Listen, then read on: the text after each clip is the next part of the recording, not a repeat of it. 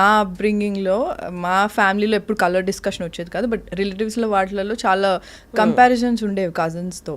So అప్పుడు చాలా అంటే అవునా కొంచెం తెల్లగుంటే బాగుండేదేమో. సో నేను ఇండస్ట్రీకి వచ్చినప్పుడు కూడా అంటే నా ఫస్ట్ మూవీ అవ్వకముందు దే లైక్ ఫ్యూ పీపుల్ నాకు ఫోటోషూట్ చేసినప్పుడు కానివ్వు లేదా ఒక ఆడిషన్ ఏదో చేసినప్పుడు they used to zoom in my videos and my pictures, ఎంత నల్లగా ఉన్నారు చూడండి అని ఇలా అన్నారు.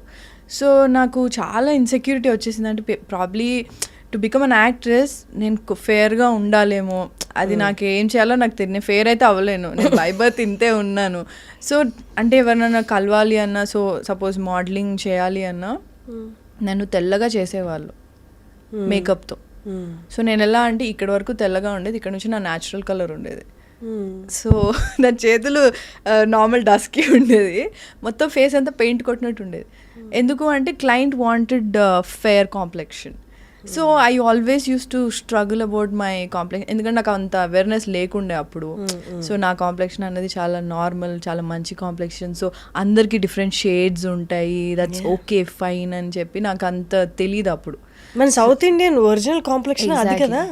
బట్ అదే అంటున్నా, నీ సరౌండింగ్స్లో too much of comparison and young ఏజ్లో నీకు అలాంటివన్నీ విన్నప్పుడు నీకేం తెలీదు. నువ్వు you're fresh out of college, డైరెక్ట్గా నువ్వు మోడలింగ్కి వచ్చేసావు, డైరెక్ట్ నువ్వు మూవీస్ చేస్తున్నావు.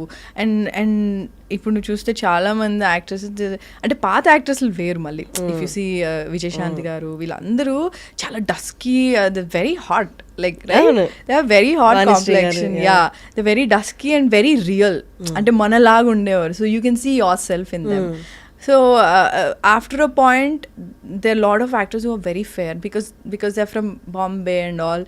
So యాక్ట్రెస్ అవ్వాలి అంటే నువ్వే యాక్ట్రెస్ అన్నట్టు కూడా నన్ను చూసారు చాలామంది, because probably because of my complexion,